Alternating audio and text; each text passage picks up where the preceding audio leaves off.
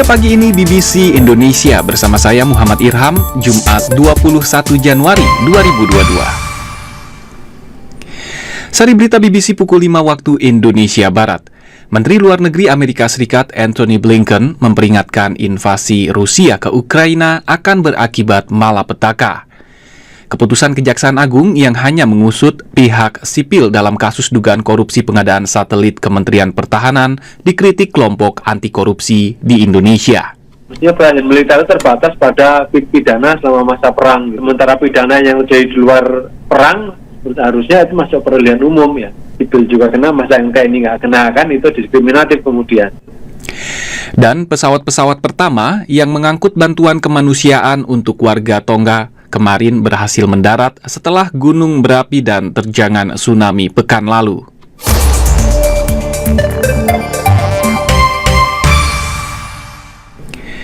Inilah berita selengkapnya. Menteri Luar Negeri Amerika Serikat Antony Blinken memperingatkan invasi Rusia ke Ukraina akan berakibat malapetaka. Berbicara setelah bertemu para Menteri Luar Negeri Eropa di Berlin, Blinken menggambarkan pengerahan tentara Rusia di perbatasan dengan Ukraina berisiko menyeret kawasan ke konflik seperti era Perang Dingin. Ia juga mengatakan rakyat Rusia berhak hidup aman dan itu akan tercapai jika tidak ada perang dengan negara tetangga seperti Ukraina. And if I could speak to the Russian people, I would say to them, you deserve to live with security and dignity, like all people everywhere, and no one. Dan jika saya bisa berbicara dengan rakyat Rusia, saya akan mengatakan, Anda semua berhak hidup dengan aman dan bermartabat, seperti halnya warga lain di dunia, dan tak ada satupun, bukan Ukraina, bukan Amerika Serikat, bukan NATO atau para anggotanya, yang berusaha menghancurkan hak-hak Anda. Apa yang mengancam keamanan Anda adalah perang yang tak perlu dengan tetangga Anda di Ukraina. Jika perang pecah, ongkosnya sangat mahal. Yang paling dirugikan adalah anak-anak muda. Mereka mungkin harus mengorbankan nyawa. Sementara itu, pemerintah di Moskow berulang kali membantah tengah merencanakan invasi. Pendengar, ulasan lengkap tentang ketegangan Ukraina-Rusia akan kami hadirkan di bagian majalah udara BBC Indonesia. Kita beralih ke Indonesia. Keputusan Kejaksaan Agung yang hanya mengusut pihak sipil dan swasta dalam kasus dugaan korupsi pengadaan satelit Kementerian Pertahanan dikritik kelompok anti korupsi di Indonesia. Sebelumnya, Jaksa Agung memastikan pejabat TNI yang terlibat akan ditangani polisi militer. Sekjen Transparency International Indonesia, Danang Widoyoko, mengatakan kasus-kasus pidana yang terjadi bukan di masa perang, seharusnya ditangani oleh peradilan umum. Mestinya peradilan militer terbatas pada pidana selama masa perang. Sementara pidana yang terjadi di luar perang, harusnya itu masuk peradilan umum ya. Orang yang sipil juga kena, masa yang kayak ini nggak kena kan, itu diskriminatif kemudian. Beda dengan ini, bahkan KPK pun juga nggak bisa menangani itu kan, kasus yang melibatkan militer kan, karena itu impunitas bagi militer memang, mau nggak mau itu harus jadi seperti itu gitu ya. Mungkin bukan impunitas itu kan kayak menyimpulkan kita menjudgment ya, tapi barangkali akuntabilitasnya rendah ya. Tidak ada transparansi dan akuntabilitas dibandingkan di peradilan umum ya. Sebelumnya, Jaksa Agung Sanitiar Burhanuddin memastikan bahwa pihaknya hanya mengusut para tersangka sipil, bukan dari unsur militer. Perkara tindak pidana korupsi proyek pengadaan satelit slot orbit 123 Bujur Timur pada Kementerian Pertahanan 2015 sampai 2021.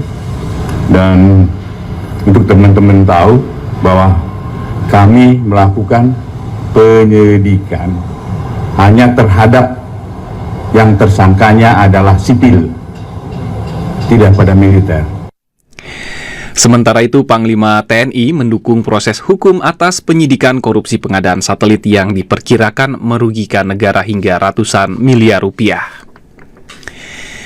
Menuju kawasan Pasifik, pesawat-pesawat pertama yang mengangkut bantuan kemanusiaan untuk warga Tonga kemarin berhasil mendarat. Bantuan dari Australia dan Selandia Baru sangat diperlukan oleh warga setelah negara mereka diguncang letusan gunung berapi dan diterjang tsunami. Selain dengan pesawat, bantuan kemanusiaan juga diangkut dengan kapal, namun hingga kini belum tiba di sana. Berikut laporan yang dihimpun rekan Valdia Baraputri. Hampir seminggu sejak letusan gunung berapi dan tsunami melanda Tonga, negara kecil di lautan Pasifik itu baru bisa dijangkau dari luar. Abu vulkanik yang menutup landasan pacu bandara berhasil dibersihkan sehingga pesawat dari Australia dan Selandia Baru bisa mendarat untuk membawa bantuan. Sebagian besar wilayah kepulauan itu mengalami kerusakan parah akibat terjangan tsunami dipicu oleh letusan gunung berapi bawah laut. Seorang wartawan Tonga, Marian Kupu, menceritakan apa yang disaksikan. There's just dust everywhere. It's gray. Abu ada di mana-mana, abu-abu warnanya. Pada minggu pagi, setelah terjadi letusan itu, seluruh Tonga berubah menjadi abu-abu. Dedaunan, anjing, mobil, dan bangunan semuanya diselimuti abu. Kami berdoa semoga ada air, hujan yang deras. Tapi berdasarkan perkiraan cuaca, hujan tidak akan turun dalam 5 atau 6 hari ke depan. Pihak berwenang menyerukan perlunya bantuan air, makanan, dan obat-obatan. Sementara itu, rekaman video yang dikirim dari Tonga menunjukkan kawasan desa dan pertanian rata dengan tanah. Hanya ada sedikit pohon yang tersisa. Ketua Dewan Perwakilan Tonga, Fatafehi Fakafanua. Ada lapisan tipis, lapisan abu di mana-mana, dan saya dengar masyarakat turun ke jalan untuk membersihkan abu. Masyarakat benar-benar bergotong royong untuk mencoba membersihkan semuanya. Dan ini adalah proses pemulihan yang amat panjang. Aspek-aspek kehidupan lain juga terdampak. Misalnya, sumber pangan untuk ladang pertanian, petani berusaha menjaga agar tanaman mereka bertahan dari dampak erupsi gunung. Sejauh ini setidaknya 3 warga meninggal dunia. Saluran komunikasi di Tonga baru pulih setelah terputus dengan dunia luar selama 5 hari.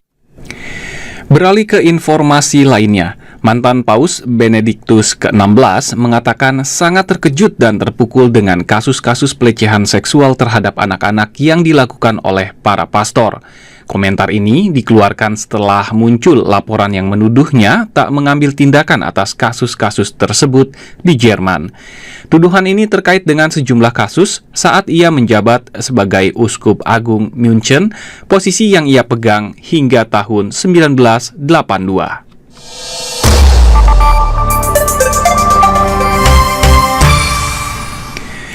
Dunia Pagi ini BBC Indonesia masih mengisi ruang dengar Anda bersama saya, Muhammad Irham. Menteri Luar Negeri Amerika Serikat Antony Blinken hari ini dijadwalkan akan bertemu Menteri Luar Negeri Rusia Sergei Lavrov di Jenewa, Swiss. Pertemuan digelar di tengah ketegangan sehubungan dengan kekhawatiran Rusia akan menyerang Ukraina. Rusia menepis kekhawatiran itu, walau menuntut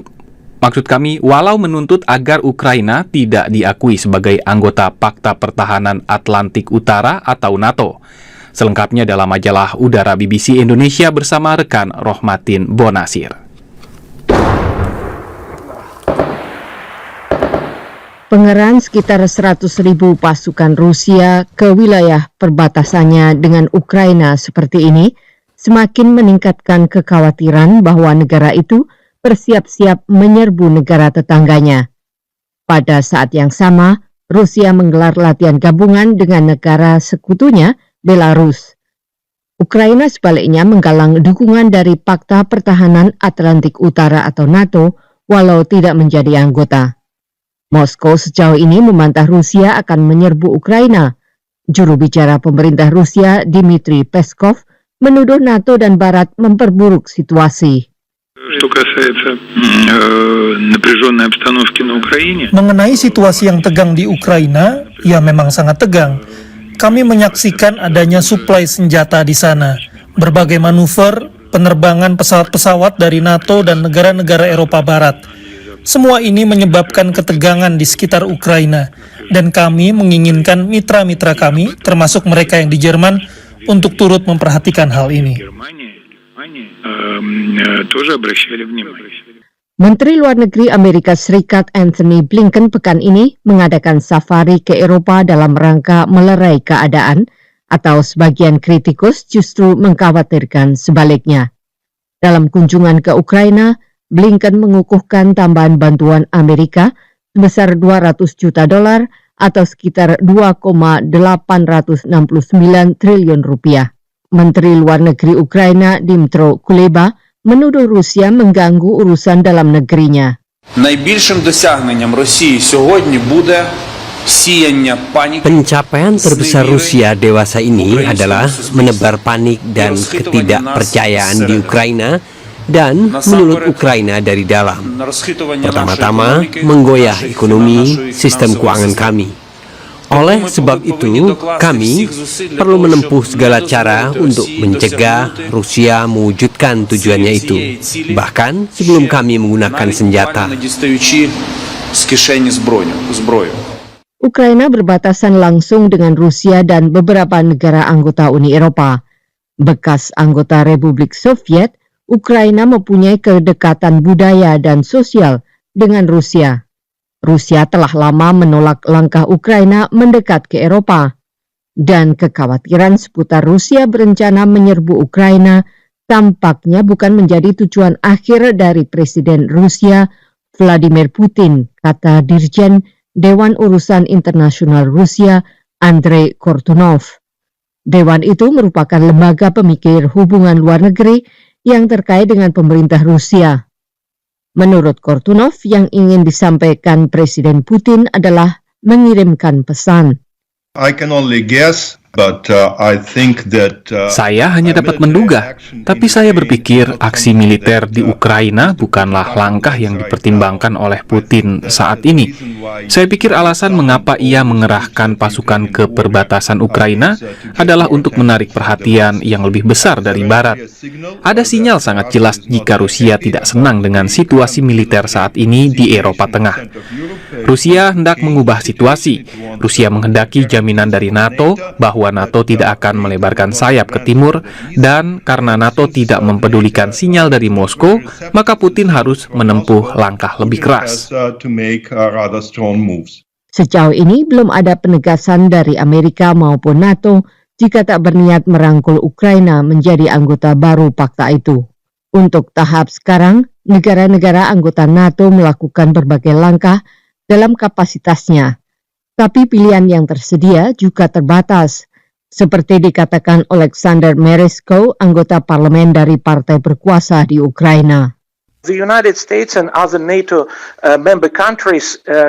Amerika Serikat dan negara-negara lain anggota NATO tidak bisa campur tangan dari segi militer, karena pasal 5 Traktat Atlantik Utara menyebutkan campur tangan militer hanya dapat dilakukan jika terjadi serangan bersenjata terhadap anggota NATO. Dan malangnya, Ukraina bukanlah anggota NATO, tapi pada saat yang sama, mereka berusaha melakukan apa saja dalam situasi seperti ini, khususnya mereka menyediakan persenjataan. Sebagai contoh, Inggris dan Amerika mencoba menggunakan tekanan diplomatik dan politik terhadap Rusia untuk mencegah invasi baru ke Ukraina. Kekhawatiran kemungkinan Rusia melancarkan invasi bukan tanpa bukti sejarah. Rusia menyerbu Ukraina pada awal tahun 2014 ketika rakyat negara itu menggulingkan presiden pro-Rusia. Pasukan Rusia menyerbu dan bahkan menganeksasi semenanjung Crimea. Dengan menggandeng kelompok-kelompok separatis pro-Rusia di Ukraina, Rusia juga berhasil menguasai 2 daerah di timur yang dikenal dengan nama Donbas. Demikian majalah udara BBC Indonesia edisi kali ini. Saya Rohmatin Bunasir mengajak Anda menyimak edisi lain majalah udara dalam siaran berikutnya.